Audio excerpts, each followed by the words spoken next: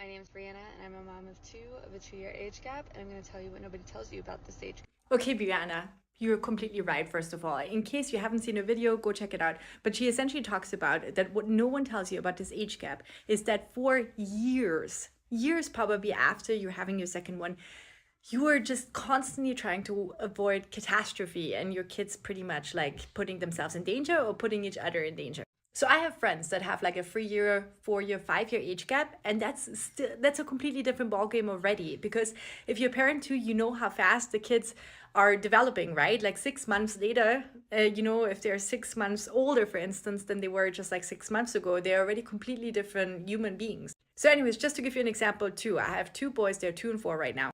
And right now, my older one, he just started learning or is learning to ride the bicycle, right? He's almost there. So he wants to take his bicycle everywhere, right? Like, for instance, yesterday we parked at the parking lot to essentially cross a street, a super busy street, and then walk around to like the playground where we wanted to meet some friends.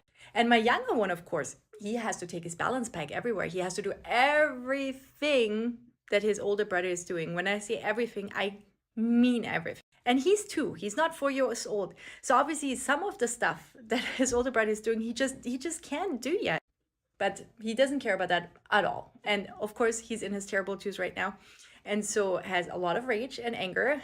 Is also different from his older brother, but so, it's very hard to negotiate with him. I have to use hostage negotiation tactics sometimes, and I literally listened to a hostage negotiation book expert that like was negotiating with hostages back when he worked at the FBI. But I digress.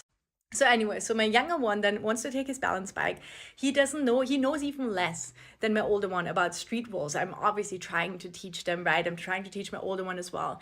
But just the amount of stress and the amount of you have to be on it. No, doesn't matter how tired you are. It really does not matter. You got to be on it for every second almost of the day. Because if you're just slacking off for like 1 millisecond, it can be so fast that something can happen, right?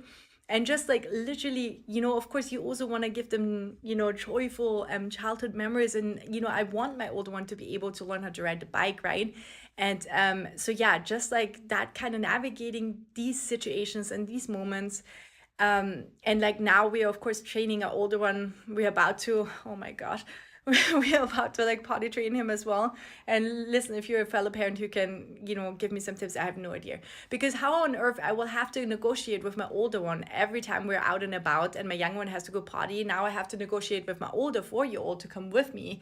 And that will always be probably, yeah, oh boy. Anyways, so essentially, yeah, that's something that I feel like no one told me about the age gap. On the other hand, I mean, they are like best buddies, like they definitely are also, and I can see how they just love playing together for like long periods of time. But then also just for us parents right now, because they usually when we go out they run in opposite directions, or and I don't have like eyes on the back of my head. It's a challenge. Yes, I heard it does get easier if you have older kids already. Let me know, because right now we're just surviving. We're just surviving.